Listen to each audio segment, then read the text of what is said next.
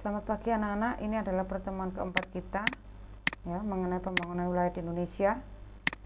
Yang pertama adalah pembangunan berbasis wilayah. Ada 4 basis. Yang pertama pembangunan wilayah berbasis karakter sumber daya, di mana sumber daya ini cukup banyak di Indonesia. Misalkan di daerah Sumatera itu bisa sebagai basis. Nah, untuk di Papua juga bisa, serta di Jawa. Yang berikutnya adalah pembangunan wilayah berbasis penataan ruang. Contohnya adalah penataan RT, RW, bisa provinsi, bisa kecamatan, bisa kabupaten, nanti disesuaikan dengan manfaat dan tujuan daripada wilayah itu ditata. Nah, yang berikutnya adalah pembangunan wilayah terpadu atau daerah 3T, terdepan, terluar, dan tertinggal. Nah, di mana ini yang sangat-sangat banyak dan harus dimaksimalkan untuk pengembangannya. Yang D ini pengembangan wilayah berbasis klaster, pada umumnya mengutamakan kegiatan industri. Nah, ini adalah contohnya di daerah Gresik, kalau di daerah Jawa Timur, karena di sana cukup banyak sekali industri yang bisa digali, yang bisa dibuat untuk pertumbuhan ekonomi. Nah, berikutnya ini adalah pembangunan ideal dengan tujuan yang pertama mengembangkan ekonomi, mempercepat pertumbuhan, serta meningkatkan lapangan pekerjaan. Tujuan yang lain Anda bisa lihat di paket halaman 23.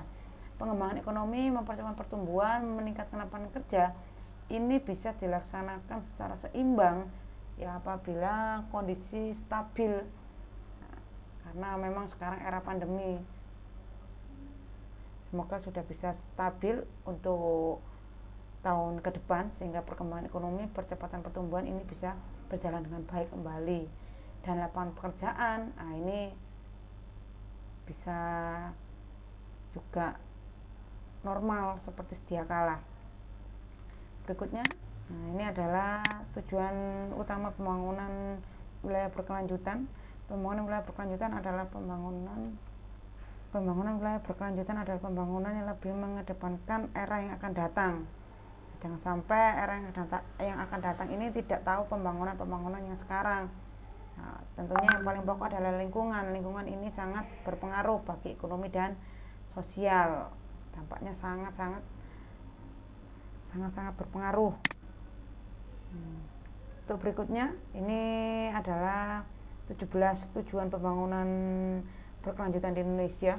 Tujuannya misalkan tanpa kemiskinan, tanpa kelaparan, baik dan sejahtera, bisa pendidikan yang berkualitas. Yang paling penting adalah pendidikan yang berkualitas, baik dari pendidik, dari siswa sendiri. Saya harapkan kalian masih bisa mendapatkan pendidikan yang berkualitas dengan berbagai macam cara, seperti sekarang dengan menggunakan online, daring, ya kan. Anda juga bisa nanti melihat link yang sudah saya berikan ini untuk lebih tahu tentang 17 tujuan pembangunan berkelanjutan. Berikutnya adalah implementasi pembangunan berkelanjutan.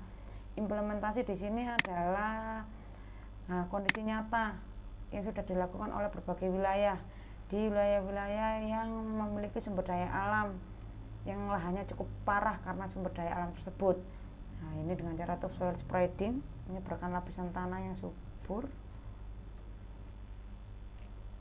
lalu dengan menggunakan tanaman penutup tanah, dengan menanam tumbuh-tumbuhan di sini.